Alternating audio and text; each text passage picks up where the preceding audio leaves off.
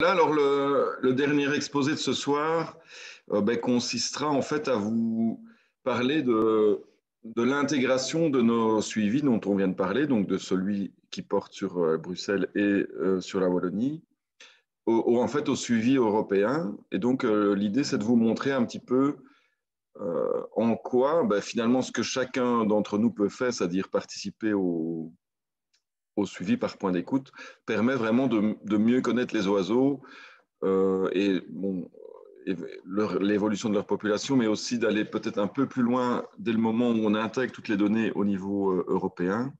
Vous verrez que certaines des questions qui ont été abordées précédemment, donc sur les causes de déclin par exemple, peuvent être abordées d'une manière peut-être plus intéressante en globalisant les résultats de tous les pays d'Europe et en les comparant surtout.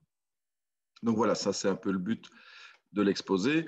Évidemment, ce qui se passe, c'est quand on est en train de faire ces points d'écoute chaque année sur le terrain, moi je trouve que c'est vraiment très gai en soi chaque année de prendre le plaisir de repasser sur tous ces points au même moment, etc. Ça c'est vraiment pour moi une manière de faire de l'ornithologie très très chouette en fait, de faire ça sur le long terme. Mais c'est quand même aussi intéressant de se rendre compte qu'on est vraiment en train de participer à une activité vraiment internationale.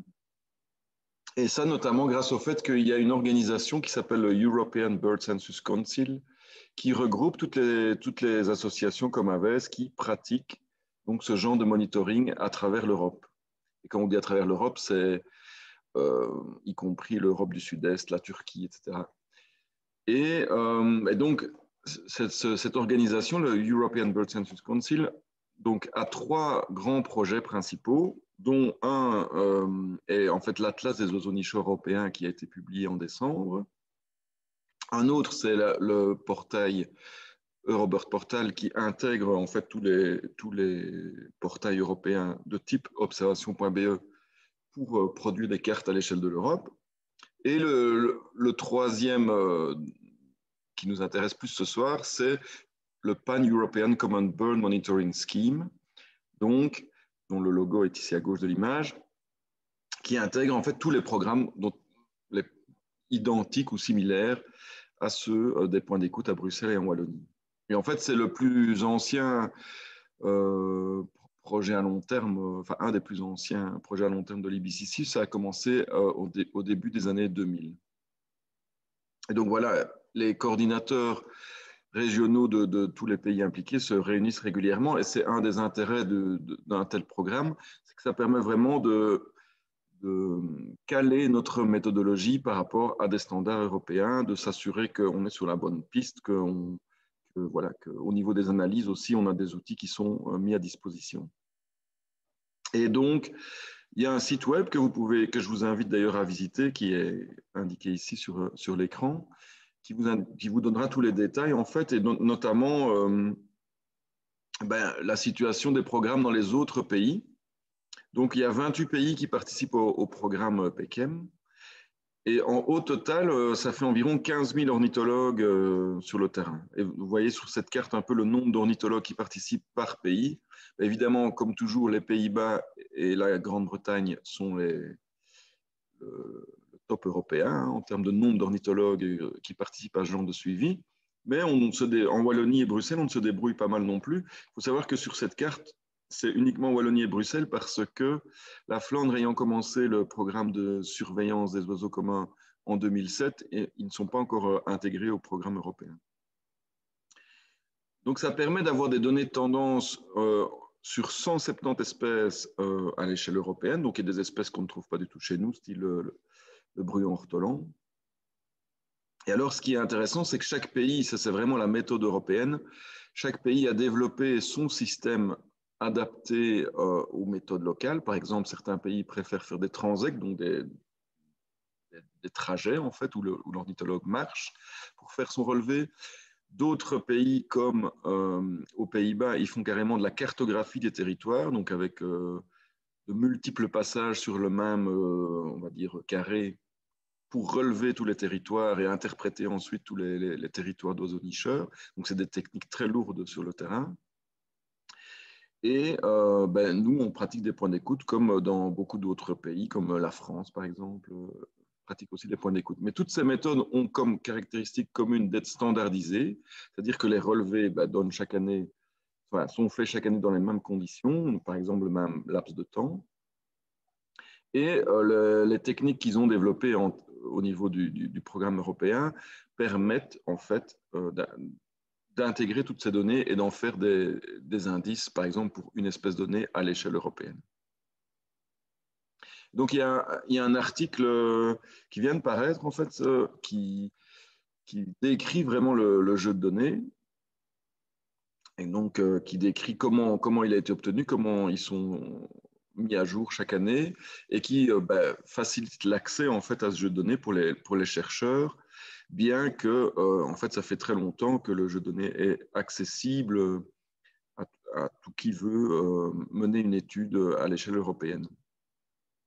Et donc, qu'est-ce que ça permet de faire essentiellement l'intégration européenne de nos données point d'écoute avec les autres. Ça permet de développer des indicateurs de l'état de la biodiversité à l'échelle du continent. Ça permet aussi de creuser on va le voir quelques exemples par la suite, de creuser en fait les différences qu'il y a entre les pays, entre la tendance des oiseaux dans les différents pays, et d'essayer de comprendre pourquoi il y a ces différences.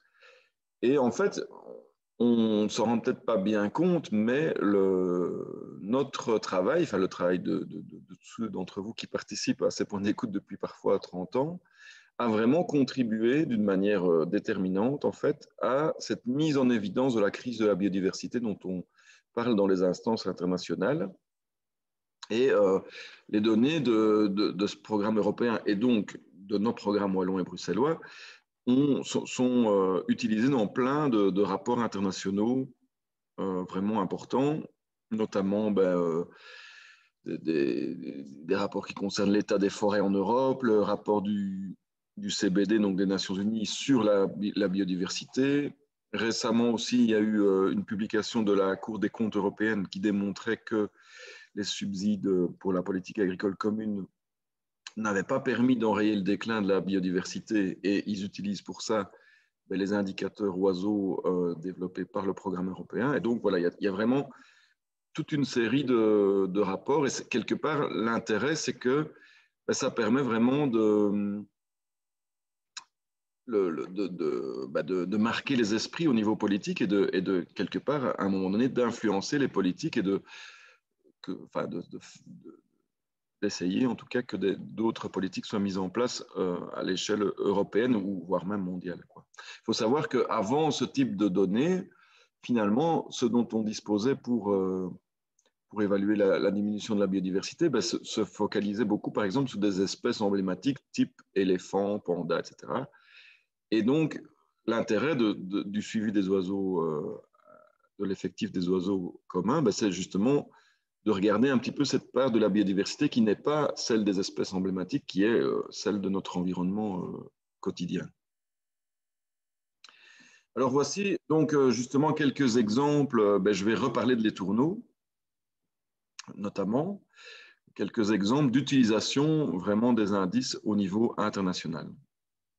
Alors évidemment, le premier, c'est un peu ce qu'on a montré tout à l'heure à l'échelle wallonne et bruxelloise, c'est-à-dire les indices multispécifiques, mais donc cette fois-ci à l'échelle européenne, où donc ce qu'on fait tout d'abord, c'est qu'on calcule les indices d'évolution des populations pour chaque espèce dans chaque pays, et puis après, il y a des méthodes qui ont été développées pour intégrer ces indices-là à l'échelle européenne, évidemment en pondérant le poids de chaque pays ou région. Par exemple, la région bruxelloise a un faible poids, évidemment, dans l'indice européen parce que on pondère en fonction de l'effectif total de l'espèce en question par rapport à l'Europe.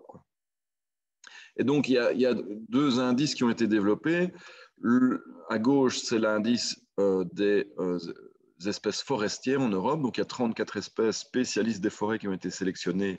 Et on voit qu'à l'échelle européenne, il est stable, cet indice, sur le long terme, depuis 1980. Et à droite, on a le fameux indice, le Farmland Bird Index, des espèces des milieux agricoles. Donc là, c'est 39 espèces spécialistes, type alouette, par exemple, alouette des champs, bergeronnette printanière. Et on voit que là, par contre, on a un déclin qui se ralentit un petit peu ces dernières années à l'échelle européenne, mais il est quand même vraiment important puisque en 40 ans, on a perdu environ 50% en moyenne des effectifs, en fait, du nombre d'individus par espèce. Donc, c'est toujours ce qu'indique ce graphe, hein, comme pour d'ailleurs un graphe spécifique. Donc, ça indique vraiment si on passe de 100 à 50, ça veut dire qu'on a perdu la moitié des oiseaux. Mais dans ce genre de graphe multispécifique, chaque espèce a le même poids. Donc, ça ne veut pas nécessairement dire, en termes absolus de nombre d'oiseaux, qu'on a perdu la moitié, puisque une espèce, par exemple, peu répandue, peu commune, avec peu d'individus, a le même poids qu'une espèce très, très répandue. Et donc, cet indicateur, en particulier celui de droite, l'indicateur des espèces des milieux agricoles, a vraiment eu beaucoup de points en termes notamment de prise en compte de la biodiversité dans les politiques agricoles et en particulier tout ce qui se discute actuellement en termes de politique agricole commune, c'est vraiment important. Ça a vraiment marqué les esprits de nouveau. Et donc, ça a permis ça donne du poids quelque part aux organisations comme BirdLife, par exemple, qui essayent vraiment de peser dans les négociations pour obtenir finalement plus de nature dans l'agriculture, en fait. Et donc, évidemment, une des mesures, c'est pas une mesure, c'est un ensemble de mesures qui a été qui est mise en place dans la nouvelle politique agricole commune, c'est les fameuses mesures agri-environnementales. Donc, par exemple, nous, en Wallonie, on connaît notamment ces bancs de céréales qui sont laissées sur pied en hiver de manière à fournir de la nourriture aux oiseaux l'hiver, donc en graines, donc, qui sont très favorables au bruit en jaune, par exemple. Et donc, on peut se poser la question de savoir, tiens, finalement, ces mesures-là, à l'échelle européenne, est-ce qu'elles ont un effet sur les populations d'oiseaux? Est-ce qu'on va réussir avec ces MAE, les mesures agri-environnementales, est-ce qu'on va réussir à inverser la tendance globale qu'on a vue au graphe précédent? Et évidemment, c'est encore un peu tôt pour le dire, mais il y a déjà une étude en 2017 qui a en fait comparé, j'ai chaque fois mis donc la référence et quand vous recevrez le PDF de la présentation, vous pourrez cliquer dessus. Et donc, en fait, cette étude a comparé le taux de croissance donc, pour chaque espèce dans chaque pays. Donc, évidemment, s'il est négatif, c'est que l'espèce décline. S'il est positif, l'espèce augmente en fonction de la superficie du milieu agricole qui est concerné donc, par les mesures agri-environnementales. En anglais, c'est AES plutôt que MAE. Et qu'est-ce qu'on peut voir? On peut voir qu'en fait, les espèces en rouge ici, ce sont les espèces sédentaires des milieux agricoles. Plus il y a de MAE dans le paysage et un peu meilleur est le taux de croissance. Par contre, pour les espèces migratrices, on n'observe pas cet effet, c'est même apparemment l'inverse. Donc parfois, ce n'est pas toujours non plus très clair pourquoi en fait on a cet effet-là. Toujours est-il qu'en fait ce qu'on peut dire à l'heure actuelle grâce à ces données-là, c'est que d'une part, l'intensification agricole, oui, cause, en tout cas, est corrélée à un plus fort déclin des espèces des milieux agricoles. Ça, c'est ce qu'on voit sur le graphe de droite. Hein. Plus on récolte, ici on a pris comme indicateur la récolte en kilos par hectare de céréales, donc c'est un indicateur de l'intensification agricole, et on voit que là, la relation est négative. Donc, plus on récolte de céréales, en gros, plus les taux d'augmentation ou de diminution des populations d'oiseaux sont négatifs. Par contre, ce qu'on a, c'est qu'on remarque que quand on a des mesures agri-environnementales qui sont plus présentes dans le paysage, en fait, on a un ralentissement de ce déclin. Donc, on n'arrive pas à inverser la tendance apparemment, mais on peut déjà voir un effet positif dans le sens où ça décline moins au total quand on a beaucoup de mesures agri-environnementales. Mais donc, il faudrait encore augmenter quelque part le pourcentage dans le paysage de ces mesures agri-environnementales pour avoir vraiment un impact significatif sur toutes les populations d'oiseaux. Alors, ce qui est aussi intéressant, c'est de s'intéresser à une espèce en particulier, parce que quand on regarde les tendances globales, c'est intéressant, ça donne une image globale, mais si on veut vraiment comprendre ce qui se passe, on devrait aussi plus s'intéresser aux espèces, puisque chacune va répondre à son environnement d'une manière différente, puisque chacune a son écologie. Et donc, par exemple, ici, les tourneaux en Europe, c'est une espèce en diminution globale. On a perdu 70% des effectifs des tourneaux en 40 ans, avec une diminution qui se ralentit un petit peu ces dernières années. Mais en fait, il y a une étude qui est sortie il y a 2 ans qui montre que si on compare justement grâce à ces résultats européens, on peut tout à fait comparer les résultats d'un pays à l'autre, on a vraiment une situation hétérogène. Il y a beaucoup de pays, notamment tous ceux de l'Europe de l'Ouest, comme la Belgique, comme le Danemark, comme l'Allemagne, comme les Pays-Bas, où on a ce déclin qui a finalement un peu partout la même courbe. Vous voyez que les programmes n'ont pas tous commencé la même année. Donc, en Grande-Bretagne, ils ont déjà commencé dans les années 70, c'est suivi, donc ils ont des chiffres plus anciens. Mais ce qui est surtout frappant, c'est qu'en fait, dans certains pays comme la Pologne ou la Tchéquie, on a en fait plutôt une augmentation. Donc, par exemple, en Tchéquie, depuis les années 90, on a quasiment un doublement du nombre des tourneaux sanctionnés dans les recensements. En Pologne, depuis 2000, on est passé pour 100 étourneaux qu'on avait en 2000, on en a actuellement plutôt 140. Donc, les pays du centre et l'est de l'Europe ont une situation de l'étourneau tout à fait différente de chez nous. Et donc, dans l'article, ils explorent en fait différentes pistes d'explication pour ces différences. Et donc, ce qui est intéressant, une fois qu'on a les tendances par pays, c'est qu'on peut corréler ça avec d'autres facteurs. Par exemple, ici, on a regardé notamment la quantité, l'évolution du bétail. Pourquoi? Parce que les tourneaux, comme Alain l'a dit, ils se nourrissent de larves de tipules et il est particulièrement abondant, ou en tout cas, ça lui est tout à fait favorable, d'avoir un environnement qui est des petites fermes avec des vaches en pâture. Parce que c'est dans ces pâtures, où les vaches sont donc dans les prés, qu'il va trouver beaucoup de larves de tipules au moment d'élever ses jeunes. Et on a pu montrer, en fait, dans différentes études, montrent que lorsqu'on a une agriculture d'élevage qui change, par exemple, où on met beaucoup plus les vaches en stabulation dans des étables, et donc les vaches sont moins au pré, les prés servent juste à produire de l'herbe qui est fauchée, ensilée, etc., et donnée aux vaches qui restent la plupart du temps en étable, eh bien, en fait, on a un déclin de l'étourneau, une fois qu'on a ce shift de l'élevage. Et ça a notamment été observé au Danemark. Pourquoi? Parce qu'on a alors, à ce moment-là, moins de prairies pâturées avec des vaches réellement en prairie. Donc, finalement, ça a l'air d'être moins favorable aux étourneaux. Et donc, on a en fait cette corrélation entre la diminution du bétail total et la diminution de l'étourneau. Et donc, dans nos pays, en fait, on a moins de têtes de bétail qu'auparavant. Mais ce qu'on a malheureusement pas comme chiffre, c'est cette proportion de bétail qui est dans des étables toute l'année ou qui est en prairie. Ce qu'on peut juste dire, c'est qu'effectivement, nous, vous l'avez peut-être déjà remarqué vous-même, actuellement, c'est beaucoup plus facile à la limite d'aller se promener en prairie au printemps parce que vous verrez moins de vaches qu'il y a 25 ans. Voilà, c'est une tendance générale de l'agriculture chez nous. Et encore, chez nous, en Wallonie, c'est beaucoup moins marqué que dans d'autres pays. Au Danemark, voilà, pratiquement toutes les vaches laitières sont maintenues en étable.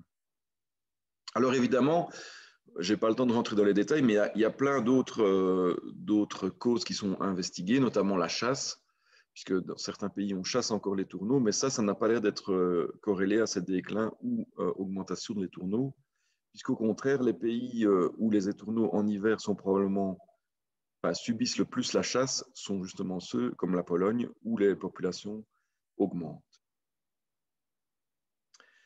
Donc voilà, la question c'est est-ce est-ce qu'on a un effet en fait du passage de la prairie à l'étable pour les tourneaux? Alors, étonnamment, en fait, jusqu'ici, il y a peu d'études,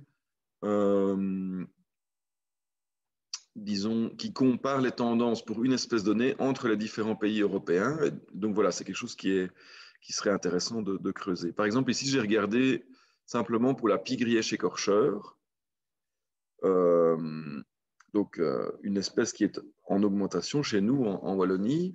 On a la chance d'en avoir quand même beaucoup plus qu'au début des années 90. Il faut savoir qu'on vient d'une diminution. Avant les années 90, avant le début des suivis, on sait qu'on avait subi une forte diminution depuis les années 60. Et puis, il y a eu une inversion de cette tendance à la fin des années 80 probablement. Et depuis lors, ben, on a une augmentation relativement régulière avec des fluctuations de cette espèce chez nous. Et ça, c'est tant mieux parce que c'est vraiment une très belle espèce. Si on compare avec d'autres pays européens, en fait, on n'a pas du tout la même situation. Ici, j'ai mis un point équivalent en 2008. Hein, donc, j'ai quelque part standardisé en 2008 pour tous les pays. Et on voit les courbes d'évolution. Par exemple, en Espagne, là, la tendance est beaucoup plus négative. Au Danemark, c'est plus négatif et puis ça se stabilise un petit peu les dernières années. En France, avec une population très importante évidemment d'écorcheurs en termes de nombre d'individus, là on a plutôt un déclin assez lent mais quand même plutôt significatif. Donc voilà, on a des tendances différentes et ce qu'on peut remarquer, c'est que c'est finalement en Wallonie qu'on a la meilleure situation actuelle pour l'écorcheur. En tout cas, si on prend des pays qui ont des populations vraiment importantes, de plusieurs milliers de couples.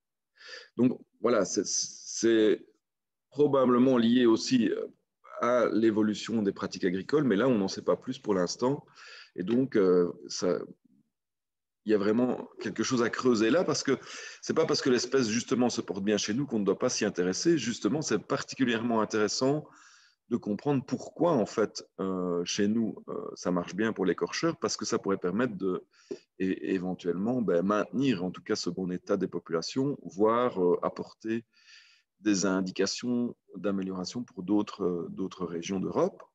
Et il y a une thèse qui se déroule actuellement par une étudiante de l'UCL qui vise à essayer de mieux comprendre finalement pourquoi en milieu agricole chez nous, l'écorcheur se porte-t-elle si bien. Donc voilà, ça c'est un peu aussi les conséquences indirectes de ce type de suivi, et c'est ça qu'il faut se rendre compte, c'est que ça ne peut évidemment pas, en soi, les tendances des populations, c'est super important évidemment de les avoir, mais ça ne suffit pas pour comprendre ce qui se passe. Il faut souvent aller plus loin, il faut des études vraiment approfondies, par exemple de marquage d'individus, de suivi des nids, d'études aussi de l'habitat, pour pouvoir vraiment, au final, comprendre pourquoi toutes ces courbes et pourquoi ces différentes tendances. Donc, c'est vraiment indispensable d'avoir des études complémentaires. Alors, un dernier exemple, et finalement, c'est l'impact des changements climatiques. Donc, on sait que les changements climatiques se produisent, enfin, sont en cours de se produire, ça tout le monde le sait maintenant, mais ce que la plupart des gens savent aussi, c'est que ça a un impact déjà actuellement visible sur nos populations d'oiseaux.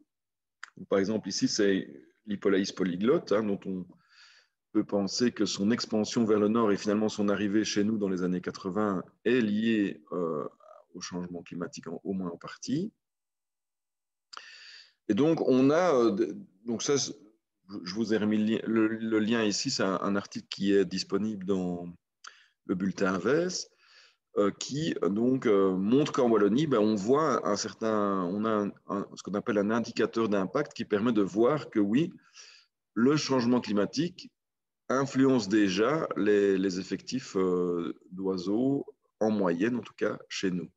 Je ne vais pas rentrer dans les détails aujourd'hui de cet indice-là, je vais plutôt parler d'un article plus récent qui est sorti il y a quelques mois, même pas en fait, qui est sorti il y a un mois ou deux, dans une revue internationale et qui en fait compare les communautés d'espèces en hiver et au printemps. à travers l'Europe, notamment en utilisant les données de nos points d'écoute. Alors, c'est assez, je vais rentrer peut-être un peu plus dans les détails de cette étude-là, parce que je trouve que c'est assez exemplatif de ce qu'on peut faire avec les données de suivi par des populations d'oiseaux communs. Donc, en fait, les auteurs de l'étude ont utilisé ce qu'on appelle un index des températures spécifique. Donc, c'est quoi? C'est tout simplement, pour chaque espèce d'oiseau, on peut caractériser en fait ces espèces par un index de la température. Alors, c'est quoi cet index? C'est simplement la température moyenne de l'air occupé par l'espèce. Alors, j'ai mis ici à gauche l'aire de répartition de la grive musicienne et à droite celle du merle noir. Donc, c'est les cartes qui sont issues du site de BirdLife. Donc, la convention de couleur, c'est jaune, c'est uniquement présent au printemps en nidification. Vert, c'est présent toute l'année, donc c'est aussi bien nicheur que hivernant. Et bleu, c'est les zones d'hivernage uniquement, donc où l'espèce ne se reproduit pas, mais où elle est présente en hiver. Et en fait, donc le STI, donc le Species Temperature Index, c'est simplement la moyenne des températures moyennes à travers l'aire de reproduction. Donc, c'est la moyenne des températures pour la grive musicienne sur la zone verte plus jaune, puisque l'aire de reproduction de l'espèce, c'est la zone verte où elle est sédentaire, enfin, ou en tout cas présente toute l'année, et jaune. Et pour le merle, même chose. Et en fait, quand on compare les deux, on ne s'en rend peut-être pas compte de chez nous, parce que les deux espèces sont communes chez nous, mais c'est que la grive musicienne, en fait, est un peu plus nordique dans son aire de répartition que le merle. Le merle, il est présent en Afrique du Nord et dans le sud de l'Espagne, mais il n'est pas présent dans le nord, l'extrême nord de la Scandinavie. Alors que la grive musicienne, elle, est bien présente dans le nord de la Scandinavie, mais absente en reproduction dans le sud de l'Espagne. Et donc, son STI, sa température moyenne de l'aire de reproduction, est légèrement inférieure à celle du merle. Donc, j'ai reclassé en fait les 5 grands turdidés ici dans l'ordre de leur STI en été. Et donc, on voit que la grive mauvie, avec une température moyenne de 8,3 degrés, est la plus nordique des 5. C'est celle qui niche le plus, qui aime le mieux les températures froides en été, suivi du merle à plastron, une espèce typiquement boréo-alpine, suivi de la grive litorne, qui est plutôt nordique, mais qu'on retrouve jusque nos régions comme nicheuse, puis la grive musicienne, et enfin le merle noir, qui est le plus méridional des 5. Par contre, en hiver, on peut calculer la même chose, mais cette fois-ci sur l'aire d'hivernage, donc en gros l'aire verte plus bleue. Et alors là, on voit que ça s'inverse en fait. Le merle noir a tendance à hiverner plus au nord en Europe que la grive musicienne qui, elle, va plus volontiers dans le sud de l'Europe. Et donc, on a une inversion. La grive litorne est à ce moment-là, en hiver, la plus nordique de toutes. C'est celle elle se maintient, c'est la plus grosse des grives migratrices, enfin, en tout cas dans cet exemple de 5 espèces que j'ai pris là. Elle est sa température moyenne en hiver est même sous les 0 degrés. Alors que le merle à plastron, lui, il part carrément dans le sud de l'Europe, voire en fait dans le nord de l'Afrique, et donc il est à 7,6 degrés en moyenne en hiver. Donc voilà, chaque espèce se caractérise par ces deux finalement index, un pour l'été, un pour l'hiver. Et ce que les auteurs ont fait dans l'étude, c'est simplement ce qu'on appelle de calculer l'index des communautés. Donc ça veut dire pour chaque point d'écoute, en fait, finalement, on somme l'index des températures de chaque individu qu'on a rencontré. Donc, si par exemple on a rencontré 3 merles noirs et une grive musicienne une année donnée sur un point d'écoute, on a un index des communautés qui est 3 fois 12,6, puisque 12,6 c'est la température du merle, on va dire, plus 1 fois 11,4, donc on a en moyenne 12,3 degrés. Donc ça, c'est la valeur pour ce point d'écoute-là cette année-là. Si l'année suivante, on a en plus de nos 3 merles et une grive musicienne, on observe une grive litorne, en fait, ça fait chuter la température de la communauté, on va dire, à 11,8 degrés. Donc, en fait, c'est une mesure simple, c'est un moyen simple de voir si les communautés d'espèces dans leur ensemble évoluent vers des communautés plus méridionales ou plus septentrionales.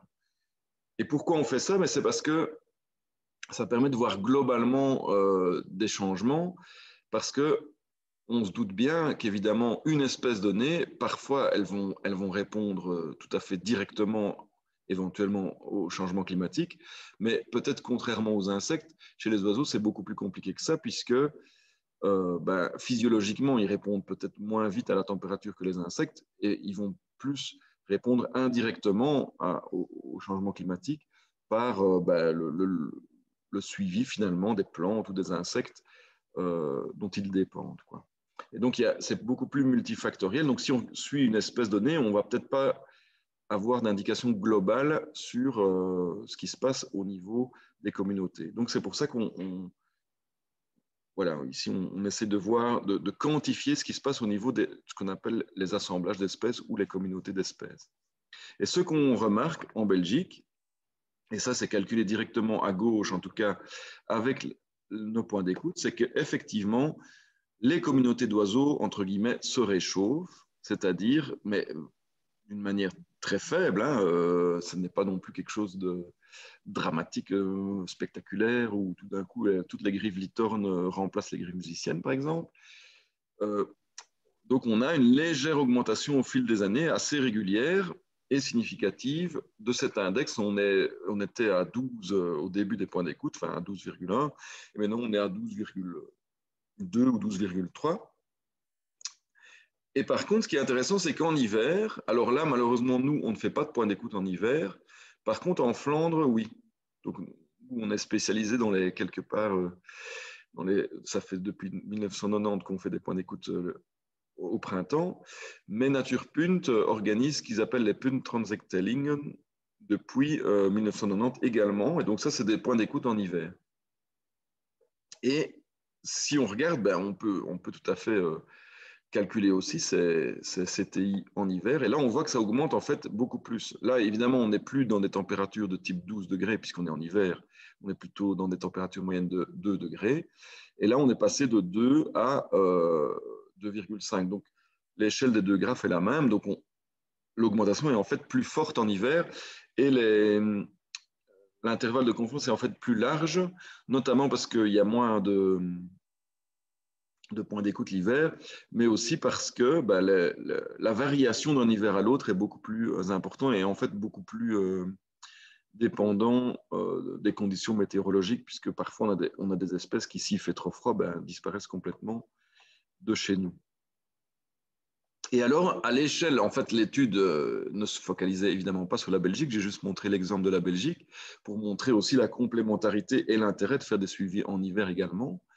Mais l'étude, en fait, s'est intéressée carrément à 2 continents, puisqu'il y a des suivis du même type en Amérique du Nord et à travers toute l'Europe. Et ce qu'on voit, c'est que donc, le changement vers des températures, enfin, de communautés, donc des températures de communautés plus chaudes, se produit beaucoup plus fortement en hiver qu'en été.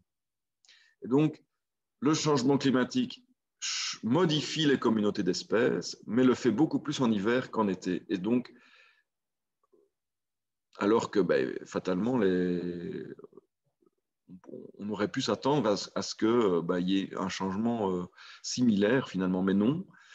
Probablement que c'est lié au fait que les espèces sont plus mobiles en hiver et donc sont beaucoup plus capables de répondre rapidement à des changements du climat, alors qu'au printemps, on sait bien que la phylogénie, la fidélité au site de nidification des oiseaux, même pour des espèces éventuellement migratrices, est quand même très importante. Et donc, c'est beaucoup plus difficile, c'est beaucoup plus lent les changements d'aire de répartition.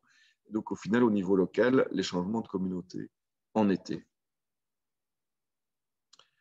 Donc voilà, juste quelques exemples ici. J'aurais pu encore en choisir d'autres parce qu'il y a, je vous l'ai dit, il y a plus de 35 études qui sont déjà sorties, dont beaucoup utilisent les résultats en Wallonie et à Bruxelles. Donc, un grand merci à tous. Comme on l'a déjà dit, c'est vraiment important de continuer à participer à ces suivis. Et voilà. Et donc, n'hésitez pas aussi à nous suggérer, peut-être, pas nécessairement tout de suite, mais si vous avez des idées d'études comme comme par exemple l'impact des chats ou d'autres études, n'hésitez pas à nous les suggérer. Et voilà, parfois c'est intéressant aussi d'avoir votre retour du terrain, non seulement évidemment les données, les quantifications d'oiseaux, mais aussi les impressions qu'on peut avoir, par exemple sur l'évolution des paysages. En même temps qu'on compte les oiseaux, on peut aussi observer comment évoluent les paysages autour de nous. Donc voilà, un grand merci.